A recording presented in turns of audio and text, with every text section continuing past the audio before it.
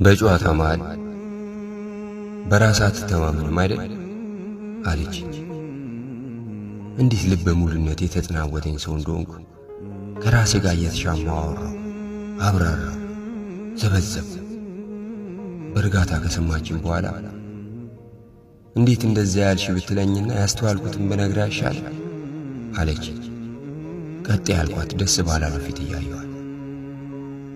ስላለ ስላስደመምከው ስላደረከው ነገር ብዙ ሰዓት ጊዜ ታብራራለህ። የተጣላኸውን የጠላኸውን ያናደደን ሰው ስህተትና ያንተን ቅድስና ታስረዳለህ። ሰው ስለ ራሱ ሲያወራ ቀጥለህ እኔም ብለህ ስለ ራስ ታወራለህ። ምንም ነገር ስትሰማ ከራስ ጋር እያወዳደርክ ነው መሰለኝ። ሰው ሲቃወም ስለምታወራው ነገር ሳይስማማ ሲቀር ቅር ይላል።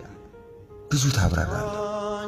ያመንከውና የሆንከው እንዲመሰክርልህ እንዲጨበጨብልህ ጉንጭ እስኪ ስል ታስረዳለህ።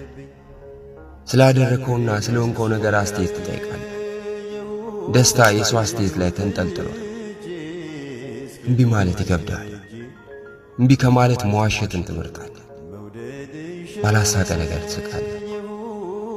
የአዲስ ሰው ቀልብ ለመሳብና እሱ የሚወደውን ነገር ለማውራት ለመሆን ጥረት ስታደርግ ብዙ ጊዜ ያስተዋልኩ ይመስለኛል።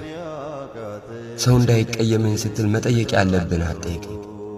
ያበደርከውን ብድር እንኳን ስትጠይቅ ችግር እንዳጋጠመ አብራርተህ ራስን አታከብር መሰለኝ። ራስን አለማክበር አንደኛው በራስ ያለመተማመን ውጤት ነው።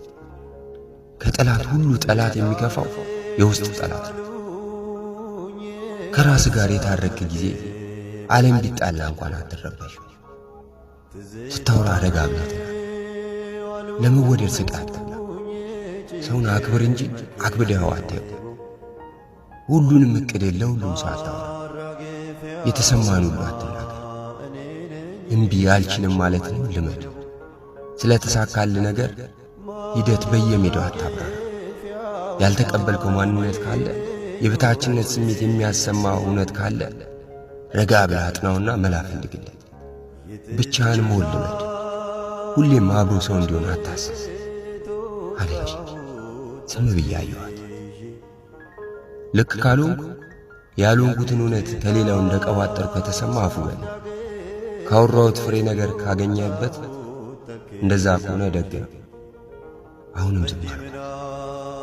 ዝምታዬ ውስጥ ግን መደነቅና ድብርት ነበረበት።